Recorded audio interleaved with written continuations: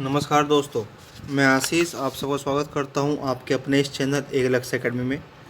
आइए शुरू करते हैं क्लास 8 की हिस्ट्री का चैप्टर 4 जो कि है tribals the coos and the vision of a golden age. इससे पहले चैप्टर में हमने पढ़ा था कि अंग्रेज़ों ने ग्रामीण क्षेत्र पर शासन कैसे शुरू किया था। उन्होंने नील की खेती कराने शुरू की थी, कैसे कैसे करा रहे थे, एंड द फाइनली नील विद्रोह द नील रिवोल्ट कैसे हुआ था और उसके बाद इन लोगों को क्या क्या बदलाव करने पड़े थे, ये हम सब लोग पहले चैप्टर में पढ़ चुके हैं। तो अब शुरू करते हैं tribals dikus and the vision of a golden age which is the 4th chapter of history of class 8। Tribals that means आदिवासी। ट्राइबल्स आप लोग कहते हो आदिवासी को। दिकूज दिकू के बारे में बात हो रही है, and the vision of a golden as, और एक स्वर्ण युग की कल्पना के बारे में बात की जा रही है। किसके बारे में? स्वर्ण युग के बारे में। स्वर्ण युग की कल्पना की गई थी इस समय पर। आइए, इन 1895 a man named Birsa was seen roaming the forest and villages of छोटा नागपुर इन बिहार। छोटा नागपुर इन बिहार 1895 की बात है। 1895 में बिरसा नाम के एक आदमी को झारखंड में छोटा नागपुर के जंगलों और गांवों में घूमते देखा गया। People said he had miraculous power. लोग कहते थे कि उसके पास चमत्कारी शक्तियां हैं। He could care all disease and multiply grain. वह सारे बीमारियां दूर कर सकता है और अनाज की छोटी सी ढेरी को कई गुना बढ़ा देता है। Birsa himself declared that God had appointed him to save his people for trouble, free them from the slavery of Dikus, and soon Dikus, अब डिकूज किसको कहा गया? डिकूज कहा गया डाकुओं को, डीकुओं को, जो कि बाहरी लोग थे। और बाहरी लोग कौन थे उस टाइम? बाहरी लोग थे अंग्रेज। ठीक है। सो बिरसा हिमसेल्फ डिक्लेयर्ड, बिरसा ने खुद को यह ऐलान कर दिया था कि उसे भगवान ने लोगों की रक्षा के लिए भेजा है और उनको बाहरी लोगों दिकुओं की गुलामी से आज़ाद कराने के लिए भेजा है। Soon thousands began following Birsa, believing that he was भगवान and had come to solve all their problems. कुछ समय के भीतर हजारों लोग बिरसा के पीछे चलने लगे थे। वे उसे भगवान मानते थे। उन्हें यकीन था कि वह उनकी समस्याएं दूर करने आया है। Birsa was born in a family of Mundas, a tribal group that lived in छोटा नागपुर। बिरसा का जन्म एक मुंडा परिवार में हुआ था। मुंडा क्या थी? मुंडा एक जनजाति थी। क्या थी? मुंडा एक जनजातीय समूह था जो कि छोटा नागपुर में रहता था। But his followers included other tribals of the region. लेकिन जो उसके समर्थक थे वह इलाके के दूसरे आदिवासी भी थे। और कौन से दूसरे? यह भी याद रखना, विद्रोह में बहुत काम आएगा। संथाल और उराव। क्या था दोस्तों? संथाल और उराव, यह भी कुछ आदिवासी थे जो उसके समर्थक बन चुके थे। All of them in different ways were unhappy with the changes they were experiencing and the problems they were facing under British rule. और वे सभी अपने आसपास आ रहे बदलावों और अंग्रेज शासन के कारण पैदा हो रही समस्याओं से बेचैन थे। Their familiar ways of life seemed to be disappearing, their livelihoods were under threat, and their religion appeared to be in danger. उनकी परिचित जीवन पद्धति, जिस तरह का जीवन वे जीते थे, नष्ट होती दिख रही थी, आजीविका खतरे में थी और धर्म उनका छिन भिन हो रहा था। उन्हें अपना धर्म गायब होता दिख रहा था। What problems did Birsa set out to resolve? Birsa किन समस्याओं को हल करना चाहता था? Who were the outsiders being referred to as Dikus? और वे बाहरी लोग कौन थे जिसको उसने दिकू कहा था? And how did they enslave the people of the region? और उन्होंने इलाके के लोगों को गुलाम कैसे बनाया था? What was happening to the tribal people under British, और इन आदिवासियों के साथ अंग्रेजों के राज में क्या हो रहा था। How did they live, how did their life changes, उनका जीवन कैसे बदल रहा था। And these are some of the questions you will read about in this chapter, और आप इन सभी प्रश्नों के जवाब जानेंगे इस चैप्टर में। You have read about tribal societies last year, आप लोगों ने पिछले वर्ष मतलब 7th क्लास में पढ़ा था किसके बारे में, आदिवासी समाजों के बारे में। Most tribes had customs and rituals that were very different from those laid down by Brahmans, ज़्यादातर कबीलों के रीति रिवाज और रस्में ब्राह्मणों द्वारा निर्धारित रीति रिवाज और रस्मों से बहुत अलग थी। These societies also did not have the sharp social divisions that were characteristic of caste societies. इन समाजों में ऐसे गहरे सामाजिक भेद भी नहीं थे जो जाति पर आधारित समाजों में दिखाई देते थे।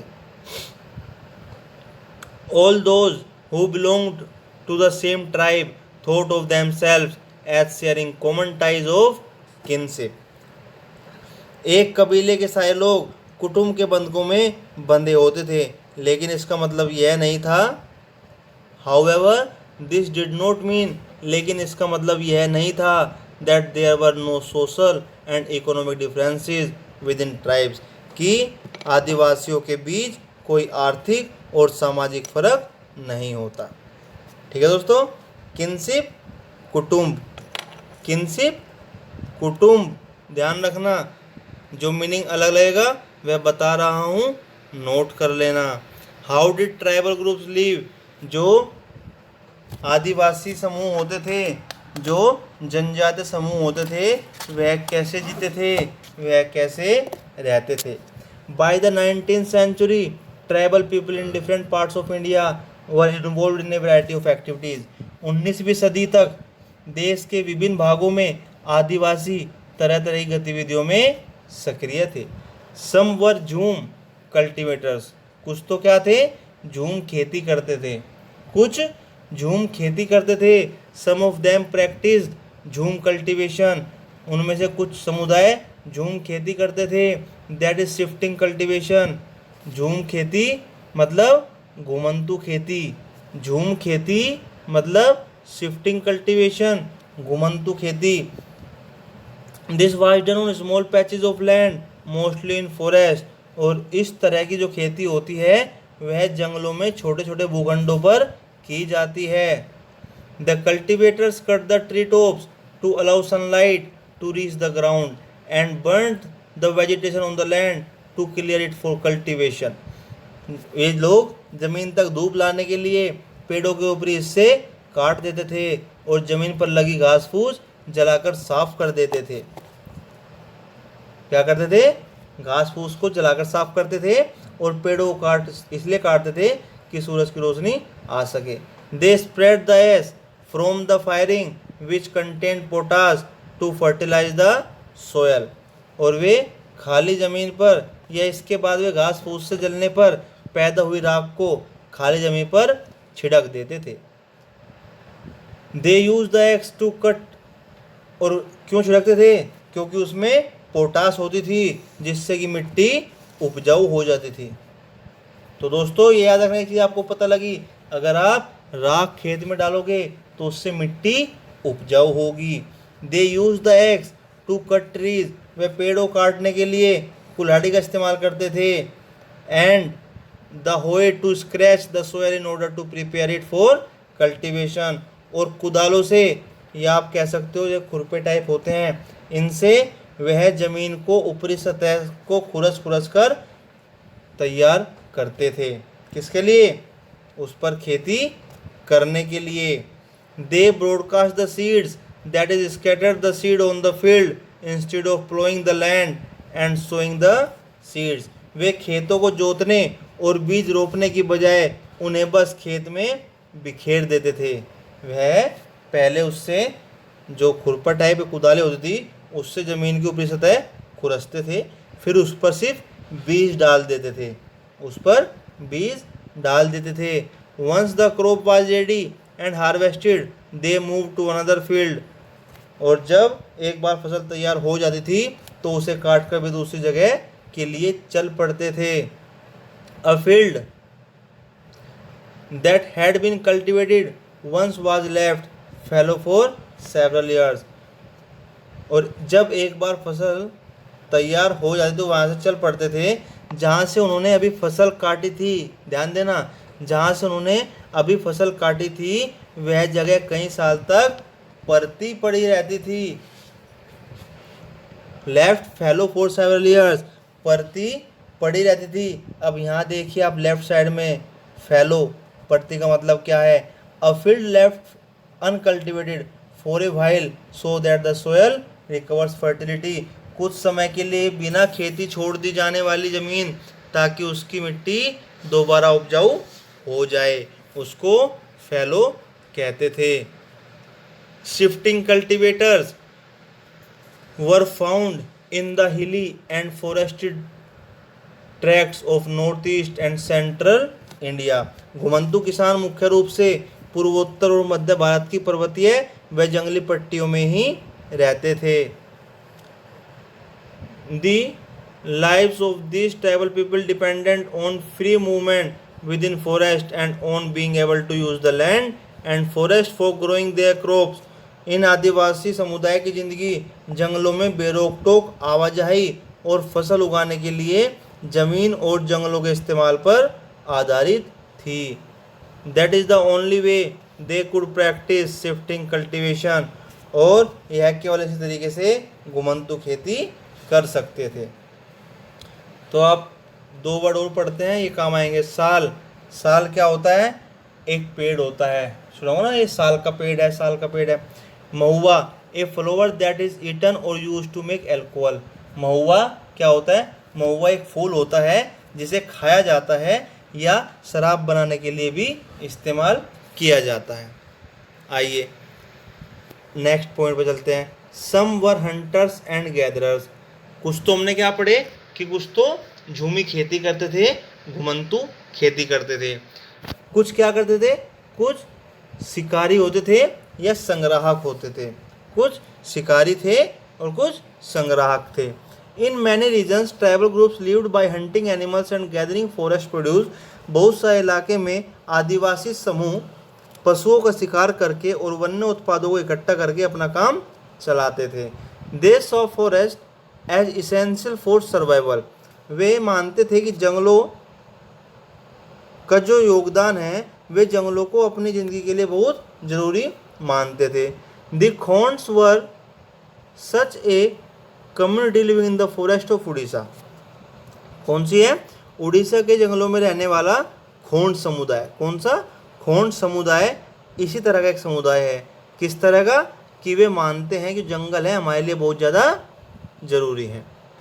दे regularly went out on collective hunts and then divided the meat amongst themselves. वे लगातार शिकार करने के लिए जंगलों में जाते रहते हैं टोलियां बनाकर, और जब शिकार करके वापस आते हैं तो जो हाथ लगता है उसे आपस में बांट लेते हैं या बांट लेते थे।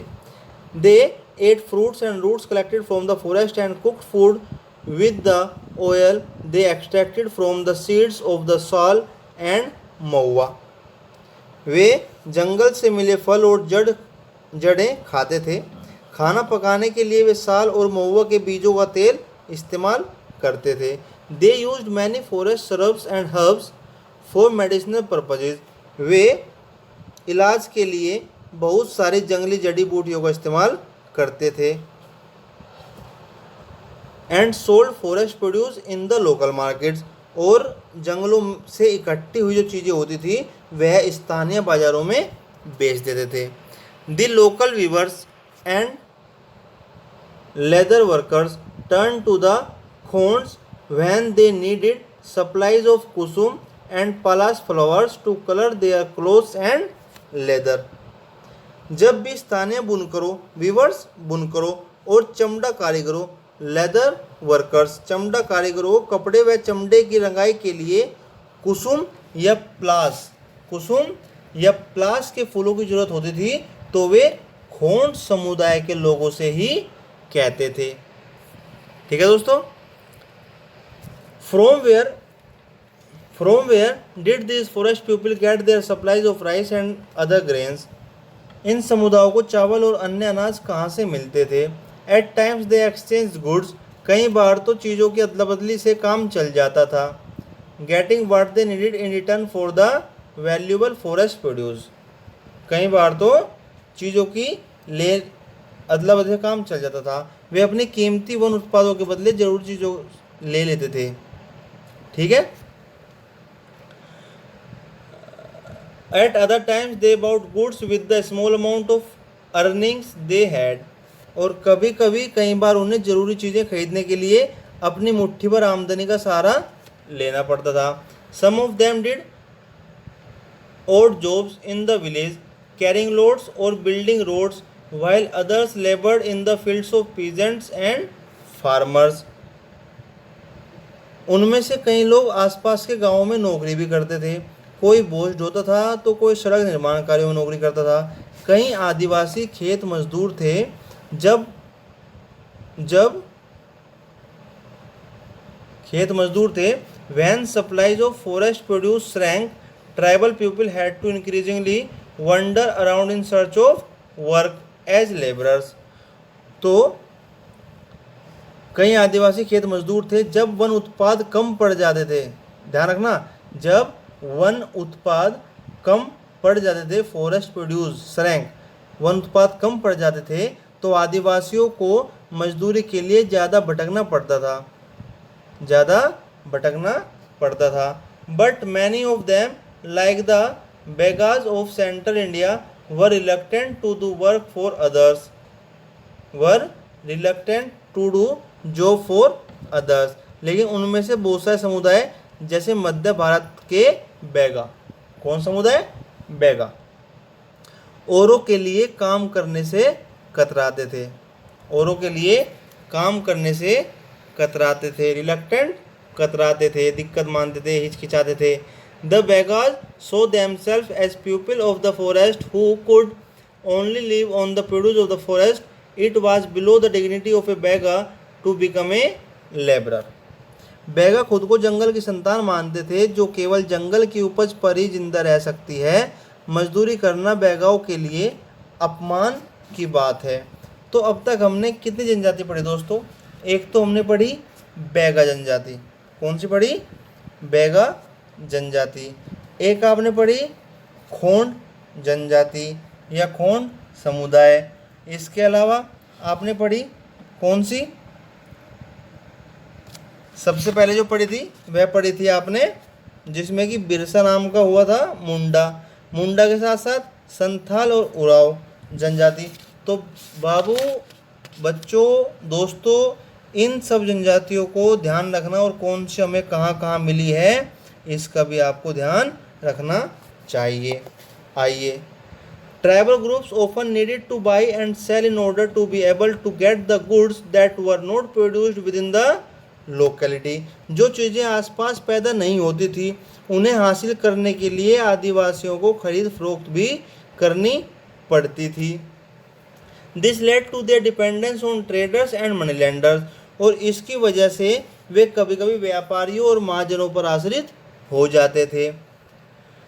Traders came around with things for sale and sold the goods at high prices. और जो व्यापारी होते थे वह बेचने की चीज़ें लेकर आते थे और भारी कीमत पर चीज़ें बेचते थे. उसके बाद money lenders gave loans with which the tribals met their cash needs, adding to what they earned. और जो सूदखोर महाजन होते थे वे भी आदिवासियों को कर्जा तो देते थे लेकिन उसका ब्याज बहुत ज़्यादा होता था.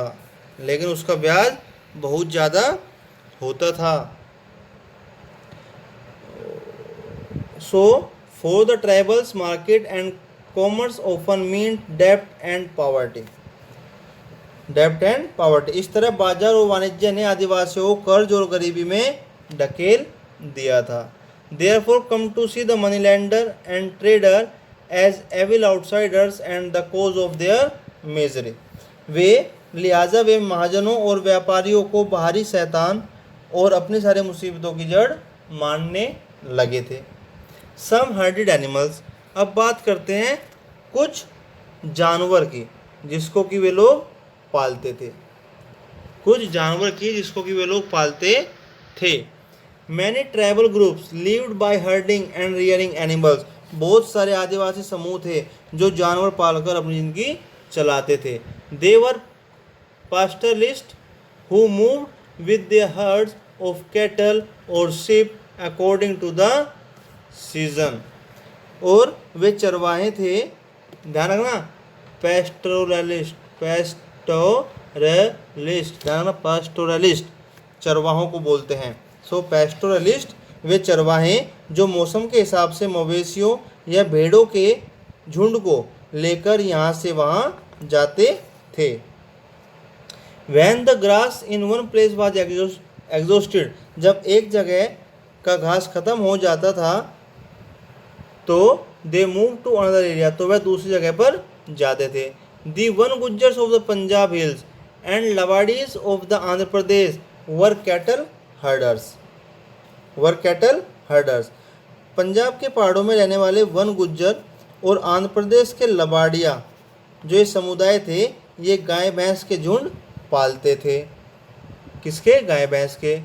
The Gaddis of Kullu were shepherds and the Bakarwals of Kashmir reared goats. तो जो कुल्लू के गद्दी समुदाय थे ये लोग तो गडरिये थे और कश्मीर के बकरवाल बकरियां पालते थे। You will read more about them in your history book next year. आप अगले साल इसके बारे में बहुत कुछ जानेंगे। आइए नेक्स्ट। और कुछ लोग एक जगह सम टुक टू सेटल्ड कल्टीवेशन, और कुछ लोग एक जगह खेती करते थे, कुछ लोग एक जगह खेती करते थे। Even before the 19th century many from within the tribal groups had begun settling down and cultivating their fields in one place year after year। 19वीं सदी से पहले ही बहुत सारे जनजातीय कबीले एक जगह टिक कर खेती करने लगे थे, एक जगह टिक कर खेती करने लगे थे। वे बार बार जगह बदलने की बजाय साल दर साल एक ही जगह खेती करते थे। They began to use the plough, उन्होंने हलों का इस्तेमाल करना शुरू कर दिया था। Gradually got rights over the land they lived on, और धीरे धीरे उन्हें ज़मीन पर अधिकार भी मिलते जा रहे थे। इन मैनी केसेस, बहुत सारे, like the Mundas of Chota Nagpur, the land belong to the clan as a whole. बहुत सारे समुदायों में, जैसे कि छोटा नागपुर के मुंडाओं की तरह, ज़मीन पूरे कबीले की संपत्ति होती थी। Clan as a whole, clan पूरा कबीला, पूरा कबीला। All members of the clan were regarded as descendants of the original settlers who had first clear the land. कुल के सभी सदस्यों को उन मूल निवासियों का वंशज माना जाता था जिन्होंने सबसे पहले आकर ज़मीन को साफ किया था, जिन्होंने सबसे पहले आकर ज़मीन को साफ किया था। Therefore all of them had rights on the land, इसलिए उन सब का उस ज़मीन पर बराबर का हक होता था। वेरी ऑफन, फिर भी, some people within the clan acquired more power than others, फिर भी कुछ लोगों के पास उस पूरे कबीले में सबसे ज़्यादा ताकत या सबसे ज़्यादा सत्ता होती थी। सम बिकेम चीफ्स, कुछ मुखिया बन जाते थे। एंड अदर फॉलोवर्स, और कुछ उनके अनुयायी होते थे। Powerful man often rented out their land instead of cultivating it themselves, जो ताकतवर लोग होते थे वह खुद खेती नहीं करते थे, वे अपनी खेती करने के लिए दूसरों को ज़मीन बटाई पर दे देते थे। British officials saw settled tribal groups like the Gonds and Santhals as more civilised than hunter gatherers और शिफ्टिंग कल्टिवेटर्स। जो ब्रिटिश अफसर होते थे, ब्रिटिश अफसरों को गोंड और संथाल जैसे एक जगह ठहरकर रहने वाले आदिवासी समूह शिकारी, संग्राहक या घुमंतु खेती करने वाले के मुकाबले ज़्यादा सभ्य दिखाई देते थे। Those who lived in the forest were considered to be wild and savage, wild and savage. They need to be settled and civilised. जंगलों में रहने वाले को जंगली और बर्बर माना जाता था। जंगलों में रहने वाले को जंगली और बर्बर माना जाता था। अंग्रेजों को लगता था कि उन्हें स्थायी रूप से एक जगह बसाना और सभ्य बनाना जरूरी है। ये देखिए बेवर्ड, क्या है बेवर्ड, मध्य क्या है, a term use in Madhya Pradesh for shifting cultivation. Madhya Pradesh में घुमंतु खेती के लिए इस्तेमाल होने वाला शब्द है। तो दोस्तों आज के लिए इतना ही। आज हमने पढ़ा कि किस किस तरह के जातीय समूह होते हैं। कुछ झूम खेती वाले जो यहाँ वहाँ घूमकर खेती करते हैं, कुछ शिकारी और संग्राहक, कुछ जानवर पालते थे और कुछ एक जगह रहकर खेती करते थे। तो दोस्तों यहाँ तक आप इस चीज़ को पढ़ें, चीज़ को समझें। अगली क्लास में इस चैप्टर को कंटिन्यू करते हैं। तब तक के लिए नमस्कार। कोई दिक्कत आती है तो आप लोग कमेंट भी कर सकते हैं, व्हाट्सएप नंबर पर भी आप लोग कांटेक्ट कर सकते हैं। नमस्कार दोस्तों, मिलते हैं अगली क्लास में।